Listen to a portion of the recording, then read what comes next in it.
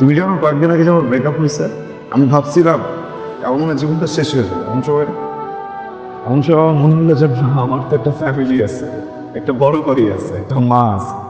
ওদের কাছে যাব, ওদেরকে বুঝায় বলবো, ওরা আমার একটা হেল্প করতে খুব সাহায্য করে। আমার বড় ভাইয়ের হাতে তো ওই সময় নাই। আমার বড় ভাই তো বিয়ে করে মাঝে ঘুমিয়ে আছে। কাকে বলবো বল?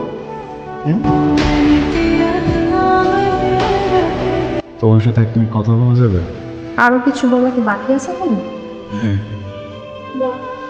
আমি না আজকে থেকে সিগারেট খাওয়া ছেড়ে দিছি, আর কখনো খাবো না। আমি ভাবছি আর কখনো রাগ করবো না, কখনো মিসবিহেভও করবো না।